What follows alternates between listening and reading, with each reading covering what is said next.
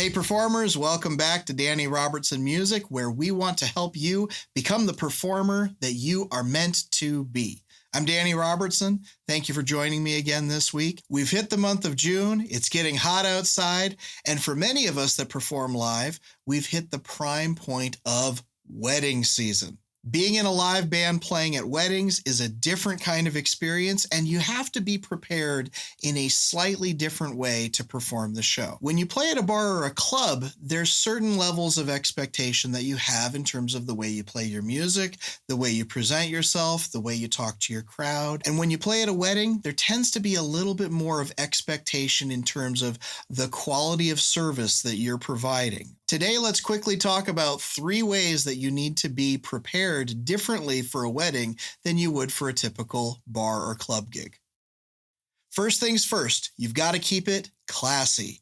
Now, jeans and a t-shirt might work at a bar or a club or a coffee shop, but when you play at a wedding, they might expect you to dress a little bit nicer. Now, this varies from wedding to wedding because not everybody sees that the same way. But you do want to be aware of what your bride and groom will expect out of your live performance for the show. The group that I play with typically went to a black and white motif several years ago, where basically, if you're playing any kind of performance, you're going to be wearing some variation of white and black on stage. I typically wear a white dress shirt with a black tie, a black pair of pants, black pair of shoes. It sets a level of expectation between the audience and the band, and it kind of tells the audience that we're a professional group and we're there to help them have a great time. I've also played with groups that have been much more colorful for those kinds of events. And what you may want to think about in those cases is, what are the colors that the wedding party has chosen for their wedding? Are you coming to a show wearing a bright neon green tie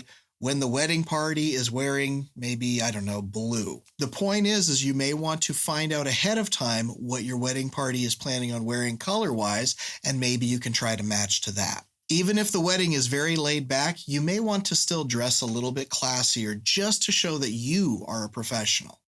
Second thing you want to think about is, who are the attendees of this wedding? Because it could be an adults-only wedding, but you could also have a lot of kids at a wedding. And then therefore, you have to take a close look at your song list and the way you present yourself on stage. Are you doing everything in a way that is child-friendly? Can children watch your show and still be able to enjoy it and not feel like the parents are disgusted at you for doing something that you shouldn't have done at the wedding in the first place? Does your music have foul language or adult situations in the context of the lyrics? You may want to think about that before you actually go to play on stage. And depending on your wedding party, they could either be very relaxed about it or very not relaxed about it, or somewhere in between. But you have to be aware of that when you're playing a show in front of people that are expecting a professional result. Finally, I feel like this one should be second nature for every live performer who is doing weddings, but it sadly isn't for a lot of the ones that I know. And you almost need to make this part of your routine when you prepare for a wedding. You need to be informed.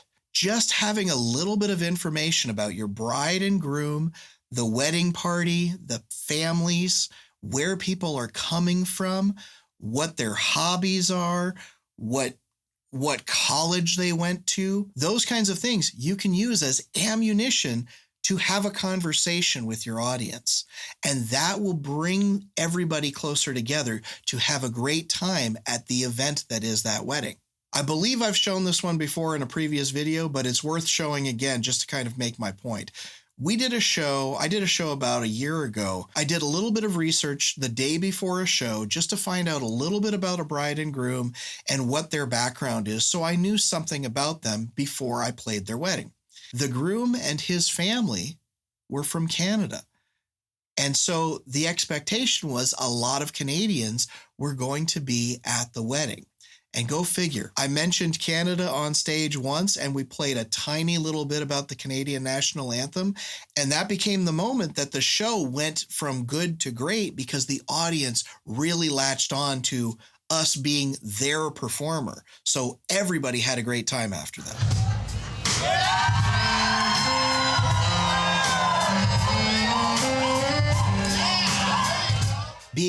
little bit informed about the wedding party or the audience before you play a wedding can do so much to make that connection between the performer and the audience just that much better. The day before the wedding, all you have to do is take 10 minutes, do a little bit of research, see if they have like a wedding registry or maybe a Facebook page that you can do a little bit of quick research and find out a couple of pieces of information about your bride and groom and maybe the people that they're connected with. And if you find anything good, talk about it on stage. This goes for every audience, but wedding audiences are a prime example of this. The audience wants to feel like the band made a specific effort to make a real connection with the audience at the wedding. And if you can do that, you've created a lot of fans that will tell everybody about how great that wedding was that they went to with that awesome live band. I played a different wedding last year where the bride and groom had a specific song that they asked the band to play, and it was something that we had to learn before the wedding. The song coincided with a drinking game that this group did in college, and they were there with all of their college buddies. And the fact that we were able to put together that song and help them have this special drinking game at their own wedding, they had so much fun and they told everybody about it. So just try to be a little bit informed when you're playing to a specific crowd, like a bride and groom and their wedding party. Having that little bit of information almost brings you into their little inner circle, and that makes the wedding more fun for them and for you as the performer.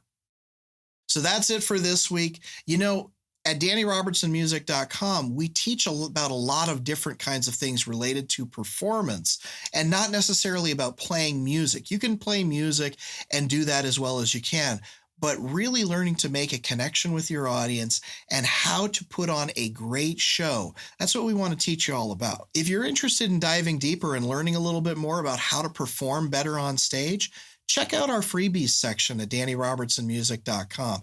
There's some things that you can download, even a course that you can take advantage of right now. Sign up for whatever you're interested in, and we'll be in touch to try to help you push that further down the road, okay? Thanks again for watching this week. Best of luck on your next wedding performance, and we'll see you soon. Take care.